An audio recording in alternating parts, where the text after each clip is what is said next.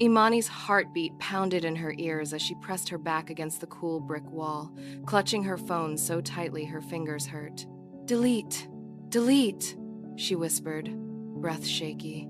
Her thumb hovered over the screen, where the lingerie photo of her own body stared back at her smooth brown skin, wrapped in deep wine lace, curls spilling over one shoulder, lips parted in a teasing smile.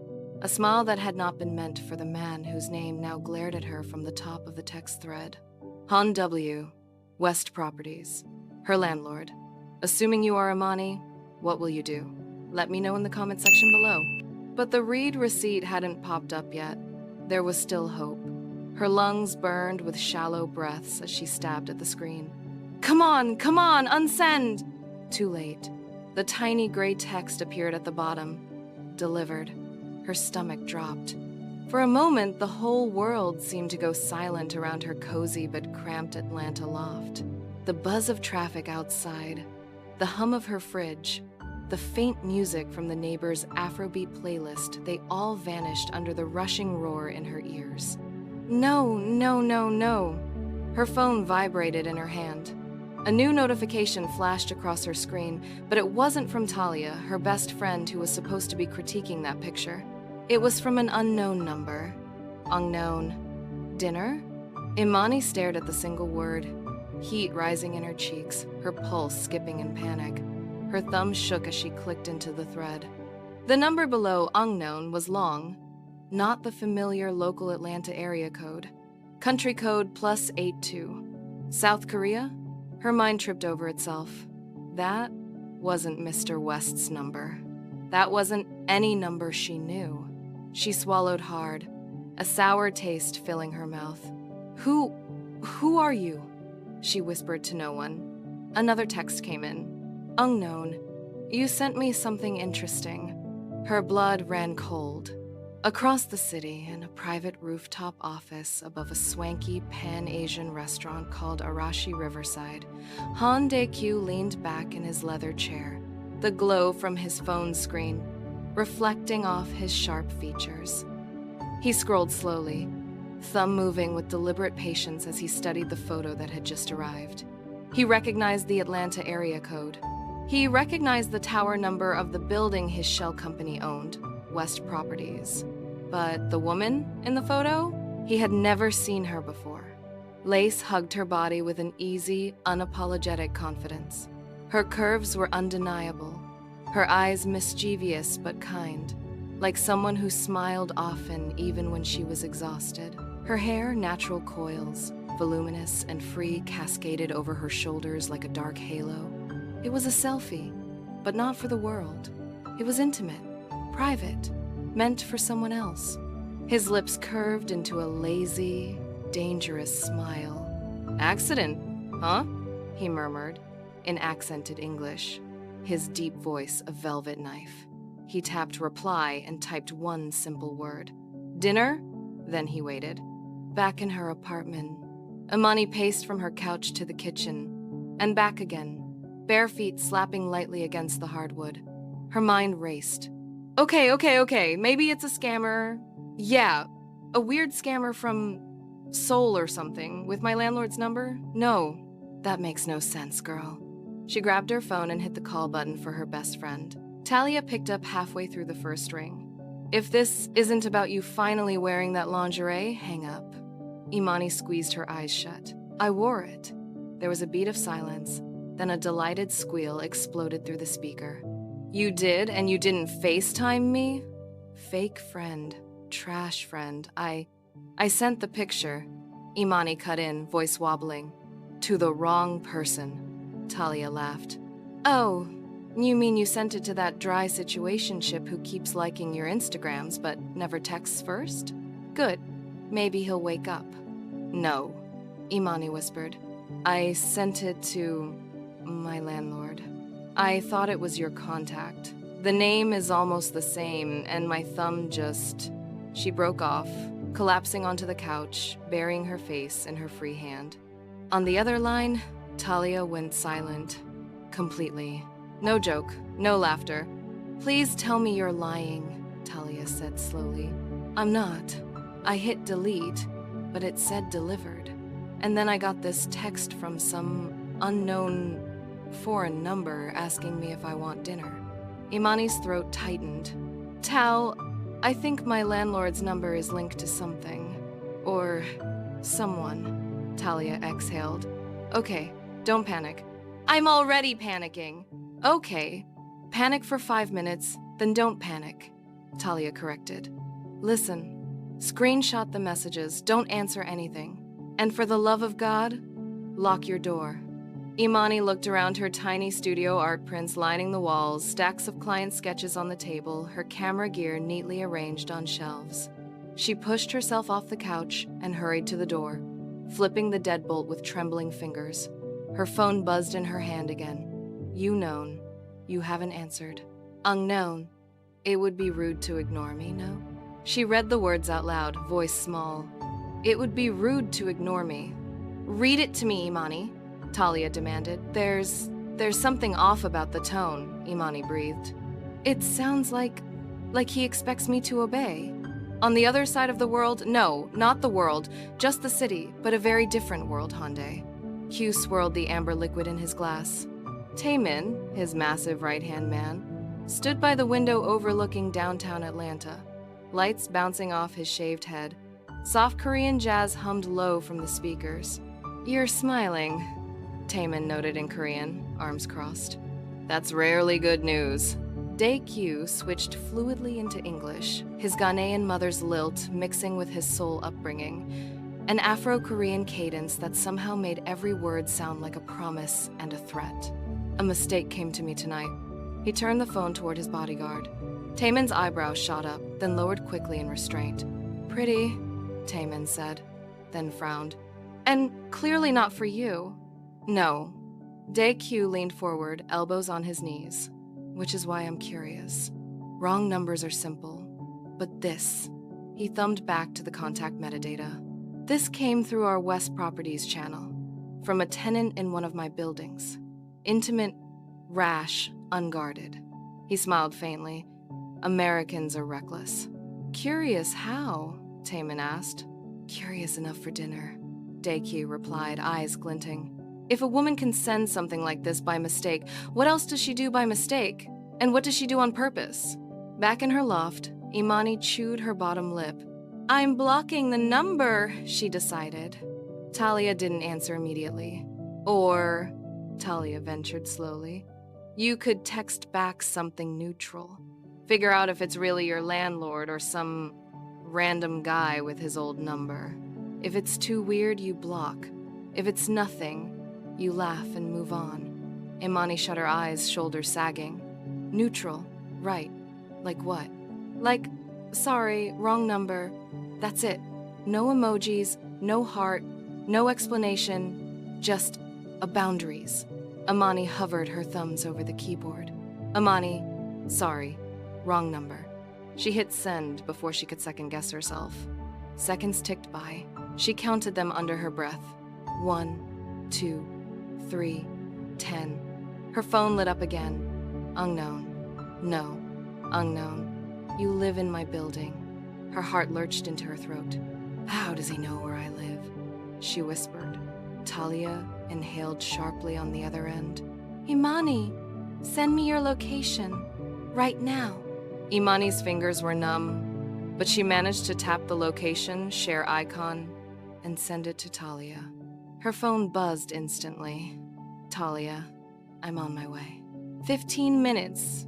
Do not open that door for anyone. Another text slid in from the unknown number. UNK noun. Apartment 7B. Correct? Imani's knees nearly buckled. She gripped the edge of the table to steady herself. He knew. She typed back before she could stop herself. Imani, who are you? The reply came almost immediately. Unknown. We'll talk in person. Unknown. Arashi Riverside. Tomorrow. 8 p.m. Unknown. Where's something you actually meant to show me? She dropped the phone like it burned. Talia's voice was distant now. Imani? Hello? What did he say? Imani stared at the dim ceiling light, that surreal floating sensation settling over her. He wants to meet at some restaurant. Her voice sounded hollow in her own ears. And he said, "Where's something you actually meant to show me?" Talia swore under her breath. "That's a threat." Imani swallowed. "What if it's blackmail?" "You are not going," Talia said firmly. "We'll call Mr. West in the morning, figure out who uses that number, maybe even talk to the police." "Girl, this could be some gang stuff." Imani flinched, remembering the warning she'd heard whispered in the building. That West Properties had mysterious offshore owners. That they handled problems quietly. That the parking lot security seemed too intense for a regular apartment complex. "I don't want any trouble," she whispered. "I just want my quiet life. My little design clients, my photo shoots, my mom calling me every Sunday to ask if I found a good African man yet." Talia let out a small, humorless laugh. "You might have found an African and Korean man at the same time, sis. But we don't know what kind." There was a steady knock on her door. 3 slow, deliberate taps. Imani's entire body froze. She stared at the wooden door, as if it could explode. "Tal," she whispered. "Someone's here." "Imani," Talia's voice sharpened. "Do not open that door. Say something. Ask who it is." Imani licked her lips, throat dry. Who is it?" Silence. Then a cool, deep voice drifted through the door, muffled but unmistakably confident. "Miss Carter, it's building security. We got an alert about your unit, just checking you're safe." Her eyes widened.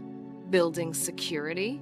Talia hissed through the phone. "I'm 5 blocks away. Stall, ask for ID. Tell them you're on the phone with family who's a cop. I don't care, just don't open the door." Imani forced strength into her voice. "Can you slide your ID under the door?" There was a pause, a quiet chuckle. "No need," the voice replied. "We'll speak tomorrow. Arashi Riverside, 8 p.m. Footsteps retreated down the hall. The elevator dinged faintly. Imani's legs gave out. She sank to the floor, phone clutched to her chest.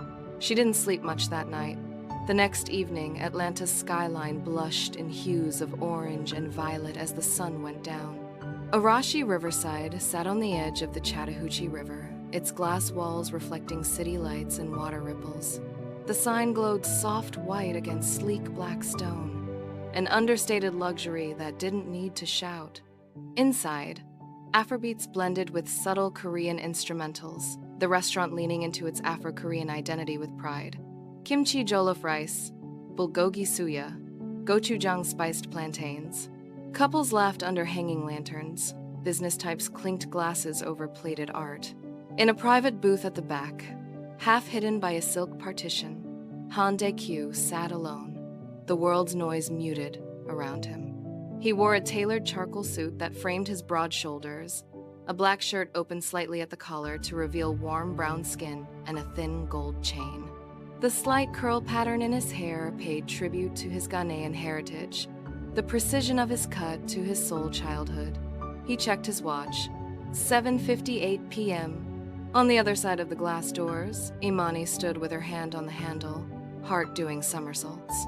She'd chosen a simple black dress with sleeves, modest but flattering, paired with chunky gold earrings that her mother had brought back from Accra years ago. Her curls were piled into a loose puff, a few tendrils framing her face. She looked like herself. Talia had insisted on doing her eyeliner. "You are not going there looking like a victim," Talia had said. "You're going there like a woman who can walk away at any time. Straight spine, sharp liner." "And if I can't walk away?" Imani had asked quietly. Talia's face had softened. "Then I will burn this whole restaurant down. Now go.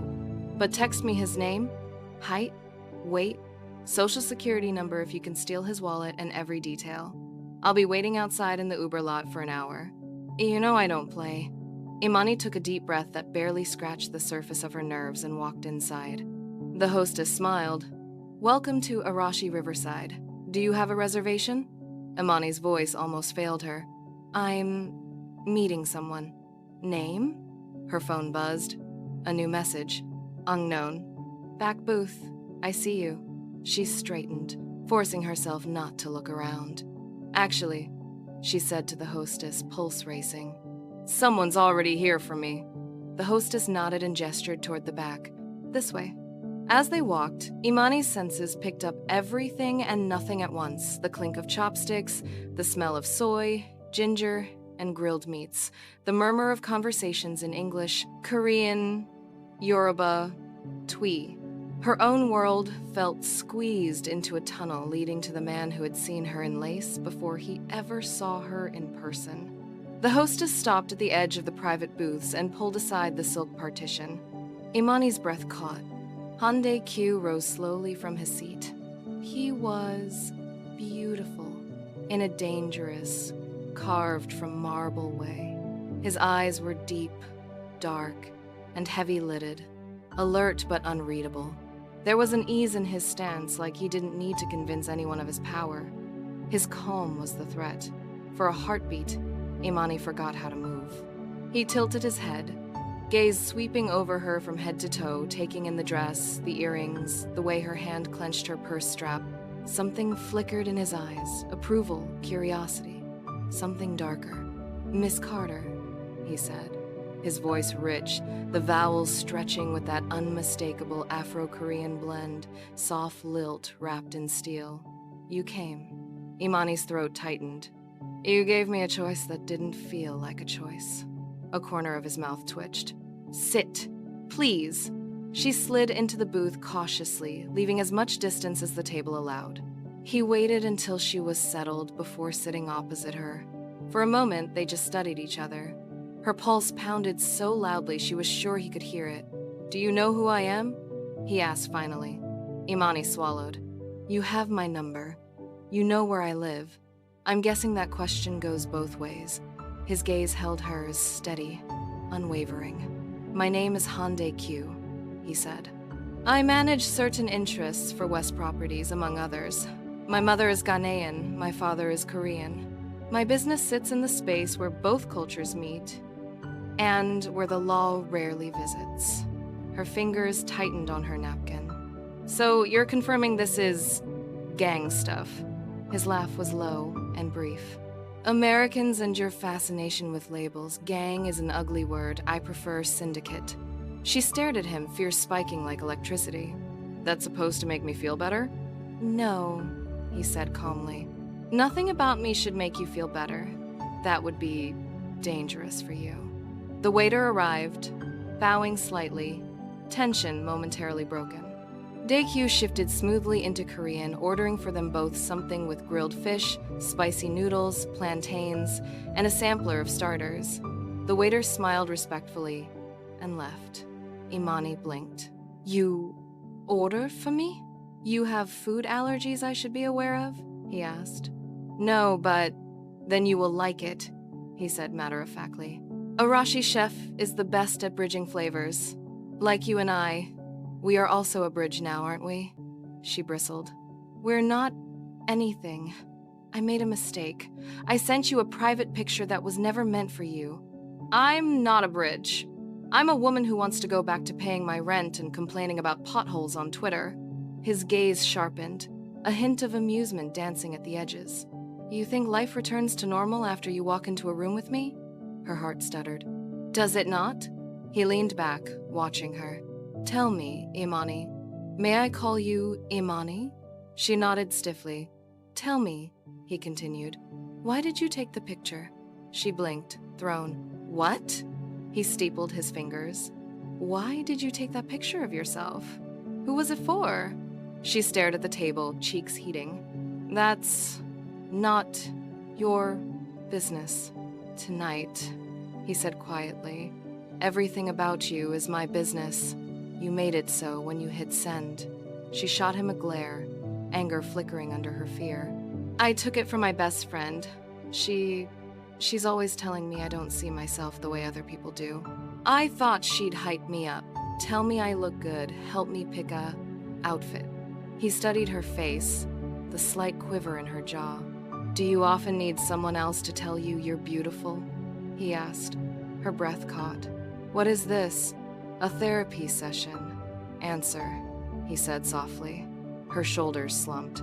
"I design things.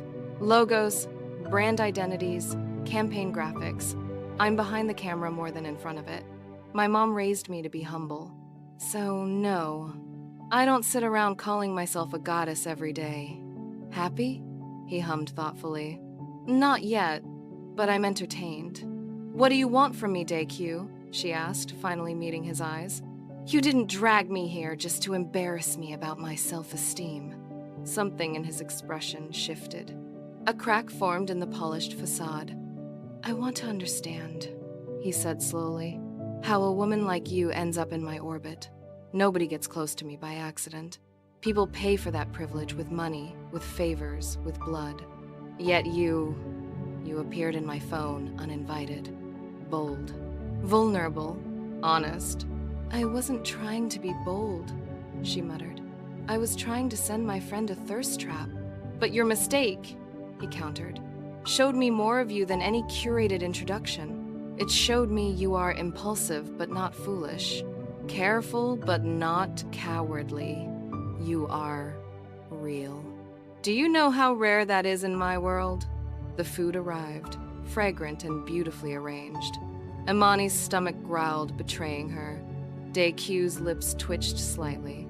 Eat, he said gently. We'll talk after. She hesitated, then picked up her chopsticks and tried a bite of the kimchi jollof. The flavor exploded on her tongue, warm and comforting, familiar yet new.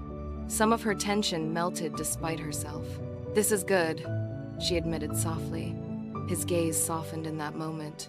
Just a fraction. Good. As they ate, he asked her simple questions about her work, her Ghanaian, American family, how she ended up in Atlanta. She kept her answers guarded, but the conversation flowed more easily than she expected. He listened, really listened. When she mentioned her late father, his eyes flickered with something like understanding. My father also, he gestured vaguely.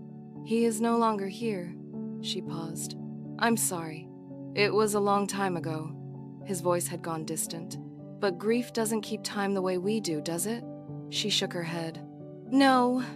It shows up in your grocery list. Or the song that comes on at the gas station, not just the big moments. He gave her a long, searching look, then changed the subject. When the plates were nearly empty and her nerves had settled into a low hum instead of a scream, Imani leaned forward. Are you going to blackmail me? She asked quietly. With that picture, he sighed, almost offended. I am many things, Miss Carter. Crude is not one of them. If all I wanted was your body, I could have demanded it, or worse. Men like me do that every day. But I asked you to dinner, which felt like a threat, she pointed out. Everything from me feels like a threat, he said plainly. That's occupational. She watched his hands steady on his glass, the faint scars along his knuckles. Evidence of a life lived in shadows. Then what do you want? She whispered. He considered her for a long moment, then answered with disarming honesty. I don't know yet, he said. The words unsettled her more than a clear demand ever could. Outside, unseen by them both, a black SUV idled across the street. In the front seat, Cha Jung-soo, lean and sharp-eyed, watched the restaurant entrance with a smirk. So, that's the girl, he muttered in Korean. The one making our king forget he's a king. His companion chuckled. Just a tenant, they said. Just a mistake. Jung-soo's smile didn't reach his eyes. There are no mistakes in this city. Only opportunities. Back in Arashi Riverside, as dessert plates were cleared away, DQ signaled to someone outside the booth with a slight nod. Minutes later, Taemin appeared near the front, leaning casually by the door. I've arranged for you to get home safely, DQ told Imani. Taemin will drive you. The fear that had receded during dinner surged back. I can call my own ride. My world has seen your face now, he said quietly. That picture traveled through my systems. It may have traveled further. There are eyes everywhere, Miss Carter. Let me keep you safe from mine. Her pulse hammered. I didn't ask to be in your world.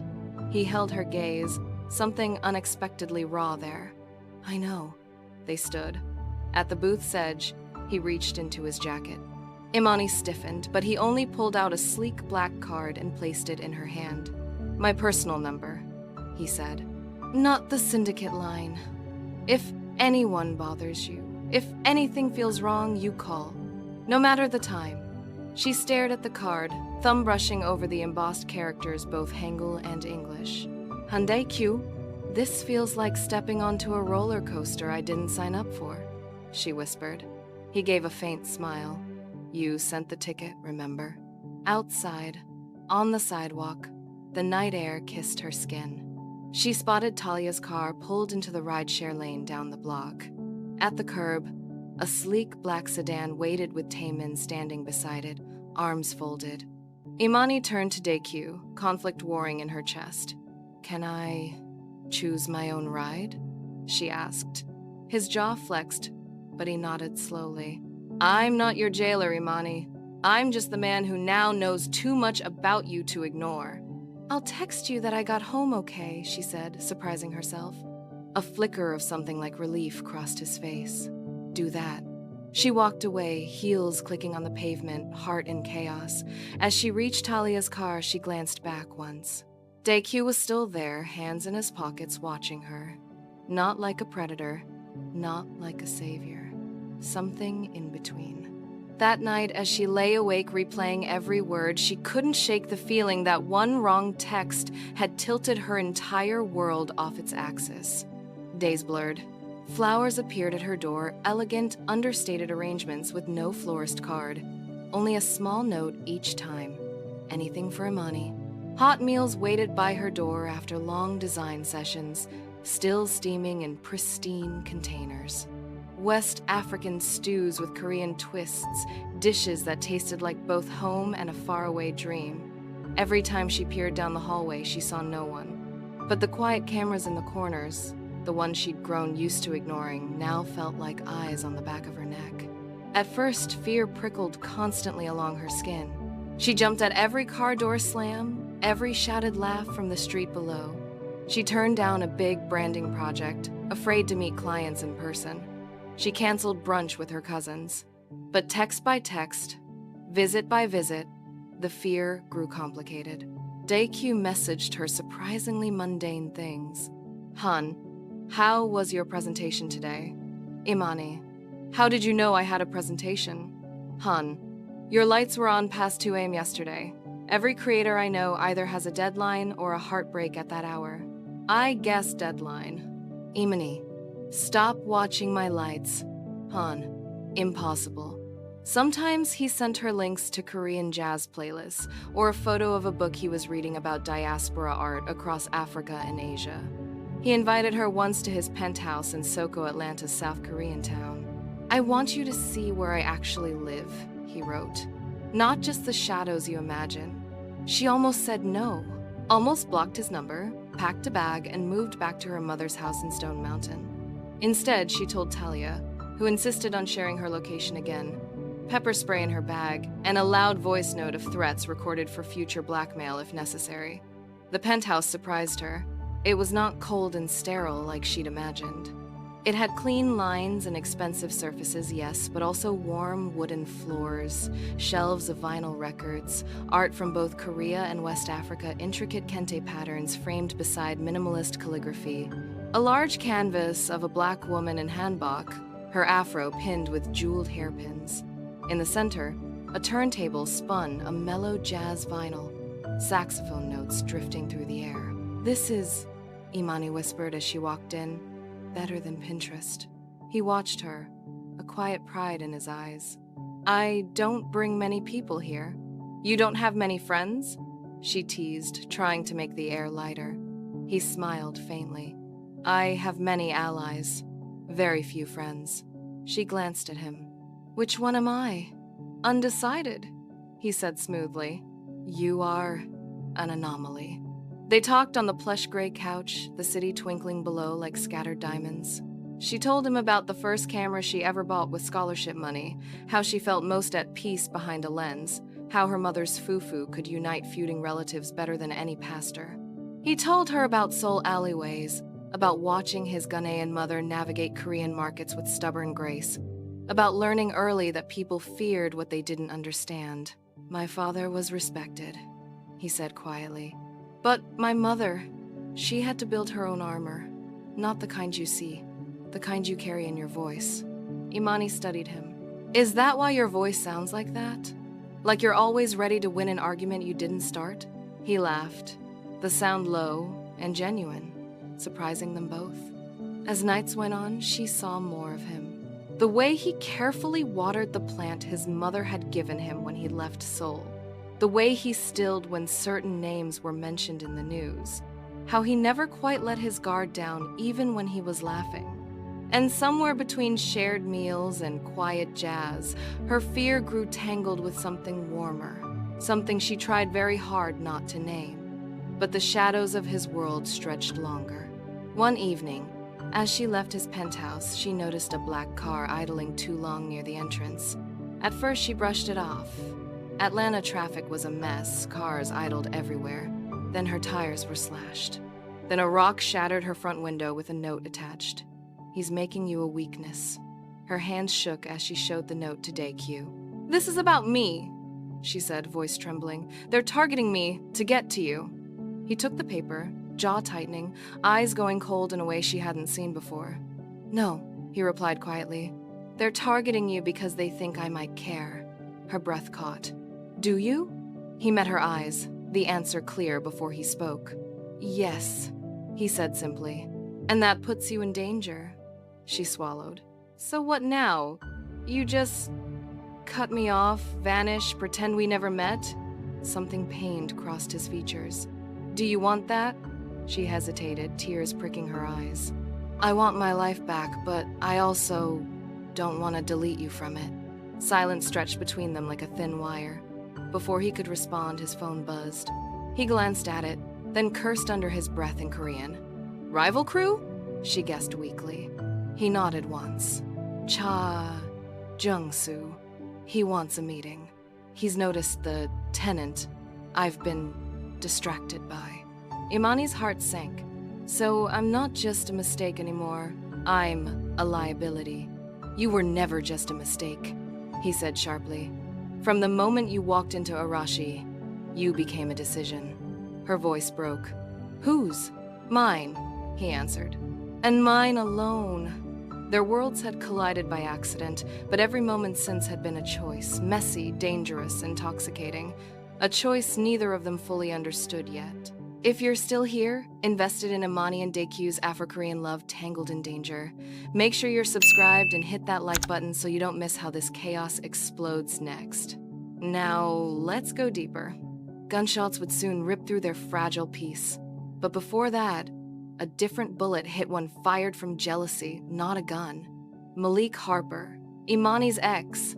He watched from afar through social media breadcrumbs and whispered building gossip. He saw the new flowers in her apartment photos, the glimpse of a luxury car reflection in her sunglasses, the way her smile looked a little softer, but her eyes a little more guarded. He didn't like it. He didn't like it at all.